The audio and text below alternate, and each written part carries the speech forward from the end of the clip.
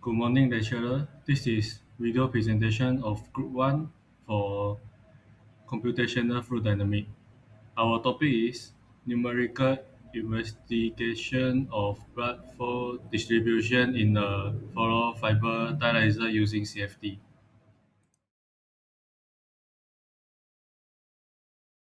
A hollow fiber dialyzer is an important component in the hemodialysis system.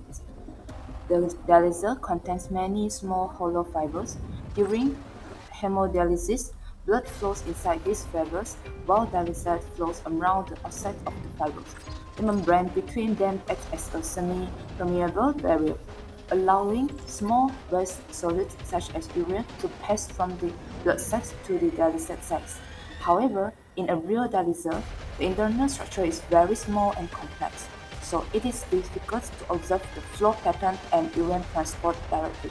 Therefore, in this project, we use CFD to create a simplified hollow fiber model with three domains: blood, porous membranes, and dialysate. Our main objective is to study how blood velocity and membrane porosity affect urine removal, clearance, pressure drops, and flow distributions. A hollow fiber dialysis. My name is Chayupin. Now I will present about geometry, machine, and grid-independent tests. In this slide, it shows the simplified hollow fiber dialyzer geometry. This model is simplified to reduce the computational cost and representing the main flow and transport region. There are three main domains here: blood domain, membrane domain, and dialyzing domain. The blood domain is inner cylinder, the membrane is the thin middle porous layer, and the dialyzer domain is the outer inner region. Now, this slide shows the machine. A tetrahedral mesh was used because the model contained curved cylindrical and annular region. The mesh refinement is applied to the three main domain, and the reflection layer was also applied near the wall to improve the near wall mesh resolution. Hi, my name is Alistair, and today I will present the boundary condition and governing equation for our CFD simulation. First, let's look at the setting up the flow directions. As you can see here, the blood flow inside the inner hollow tube. The dialysis fluid flow outside the tube in the opposite direction. This is called a counter-current flow. We use this opposite flow arrangement so that the blood is always touching cleaner dialysis. This keeps a strong concentration difference along the whole tube, which is the main force that pulls the waste out of the blood. Next, let's look at the flow boundary conditions. So on the left side, we have the inlet. We tested three different blood inlet velocity: 0.05, 0.10, and 0.15 meter per second. We kept the dialysis inlet velocity constant at 0.30 meter per second, so it is a fair test. For the outlet on the right, both blood and dialysis are set to exactly 0 Pascal pressure. Why is it equal 0 Pa Pascal? Because we want the waste to move across the membrane purely due to chemical concentration differences, not because fluid is being pushed by pressure force. Also, all walls are set as stationary with no slip conditions. Alright, moving on. A computer does not naturally know how fluid move, so we must give it mathematically rules called governing equation. The first rule is the continuity equation. It solves the mass balance, meaning whatever amount of fluid enters, the exact same amount must leave. The second rule is the momentum equation, which calculates fluid velocity and pressure against the wall. Notice that the energy equation is ignored. This is because the temperature of the blood and dialysis does not change during our simulation. So we only need to take care about speed and pressure. Finally,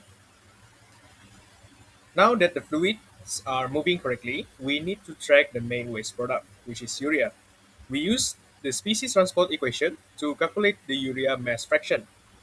This is because the blood has high urea and the dialysis has zero. This equation calculates exactly how the urea move from the blood side through the tiny hole in the membrane and into the dialysis site, as you can see in this diagram here. In the porous membrane section, the initial resistance is set to 0. This math allows us to measure how much urea is successfully washed away, giving us the total urea removal percentage. The slide shows that the effects of blood velocity at a fixed membrane porosity of zero point 0.3. Okay, so based on the graph, when blood velocity increase from 0.05 to 0.15 meters per second, urea removal percentage decrease from 90.91% to 45.06%. And this happens because higher blood velocity reduce the residence time of blood inside the dialyzer. And in other words, the blood passes through the hollow fiber faster. So there is less time for urea to transfer from the blood side to the dialysate site. However, the clearance decreased from 137.08 to 203.85 millimeters per minute. This is because higher velocity also means a higher blood flow rate. So even though the percentage removal becomes lower, the total amount of blood processed per minute increases. The slide shows that the effects of blood velocity at a fixed membrane porosity of zero point 0.3.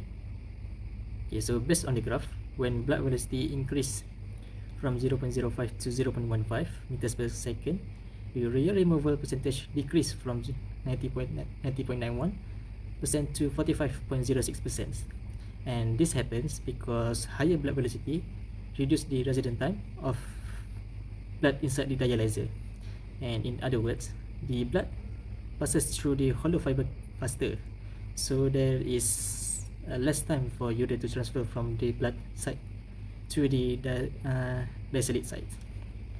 However, the clearance decreased from 137.08 to 203.85 millimeters per minute. This is because higher velocity also means a higher blood flow rate. So even though the percentage removal becomes lower, the total amount of blood processed per minute increases. So overall, the best operating condition depends on the objective. If the goal is high percentage urea removal, lower blood velocity is better. However, if the goal is higher clearance, then higher blood velocity with suitable membrane porosity is preferred. So that concludes the result and discussion session. The CFD result shows that the blood velocity and membrane porosity are important parameters in controlling urea transport and dialyzer performance. Hello, good evening. My name is Kelvin Anak Frederick.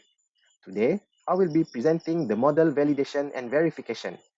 As you can see for this slide, I will explain the model validation and verification used to ensure the numerical accuracy and reliability of the CFD in ANSYS Fluent.